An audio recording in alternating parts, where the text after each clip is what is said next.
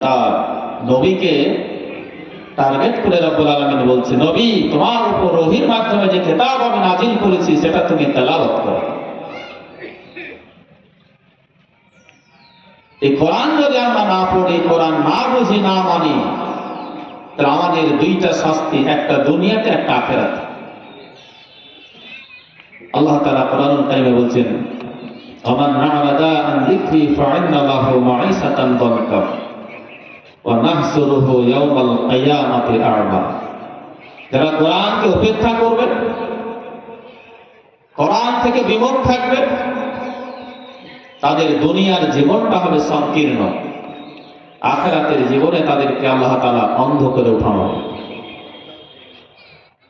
দুনিয়ার জীবন সংকীর্ণ মানে তার রিজিকের বরকত উঠে যাবে, অভাবে পড়ে যাবে, অশান্তিতে ভুগবে, রোগে ভুগবে,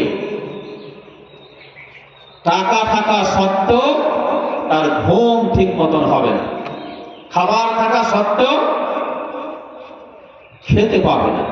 এই ধরনের দুনিয়ার জীবনে অশান্তি থাকবে, আর আখিরাতের জীবনে তাকে অন্ধ করে উঠানো হবে। প্রিয় ভাইরা, আমরা কি দুনিয়ার জীবনে অশান্তিতে ভুগতে চাই, না আল্লাহর রহমত নিয়ে শান্তিতে থাকতে চাই? আখিরাতের জীবনে কি চোখ নিয়ে উঠতে চাই, না অন্ধ হয়ে উঠতে চাই? যদি উঠতে চাই চোখ নিয়ে আর থাকতে চাই শান্তিতে, তাহলে ধরতে হবে, পড়তে হবে, বুঝতে হবে, মানতে হবে আল কোরআন। রাজি তো ইনশাআল্লাহ? এই জন্য আপনাদের প্রতি আমার প্রথম আহ্বান হচ্ছে যে আমাদেরকে নিয়মিত কোরআন পড়তে হবে। নিজেরা পড়ব, পরিবারের প্রত্যেকটা সদস্য যেন নিয়মিত কোরআন পড়ে, এই অভ্যাস করার জন্য আমরা চেষ্টা করবো ইনশাআল্লাহ।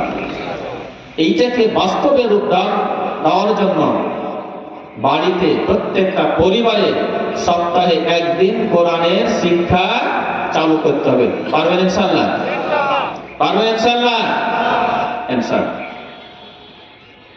সাথে সাথে এলাকার মানুষকে কোরআনের আইন প্রতিষ্ঠিত হলে কি লাভ আছে, প্রত্যেকটা গ্রামের, প্রত্যেকটা বাড়ির, প্রত্যেকটা সদস্যকে বুঝাইতে হবে, দাওয়াত দিতে হবে।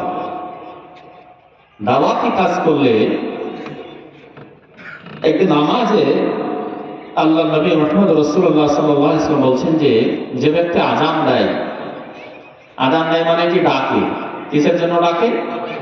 নামাজের জন্য। তার আযান শুনে যতগুলো মুসল্লি এসে নামাজ পড়ে, এই প্রত্যেকটা মুসল্লি নামাজের যত নেকি হয়, মুয়াজ্জিনের আমলনামায় সবটি নেকি যোগ হয়ে যায়। আল্লাহ নবীর এই কথা শুনে সাহাবীরা বলল, ইয়া রাসূলুল্লাহ, সব নেকি তো নিয়ে নেবে, আমাদের কি হবে?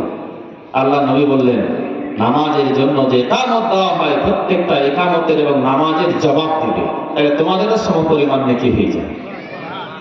আপনি যদি একটা বেনামাজিকে নামাজের দাওয়াত দেন, আর আপনার দাওয়াত কবুল করে, আপনার নসিহত শুনে, আপনার কথা শুনে সে যদি নামাজি হয়ে যায়, ও মরার আগ পর্যন্ত যত নামাজ পড়বে, নামাজ পড়ে যত নেকি হবে, সব নেকি আপনার আমলনামায় যোগ হয়ে যাবে, যদি আপনি আগে মারাও যান।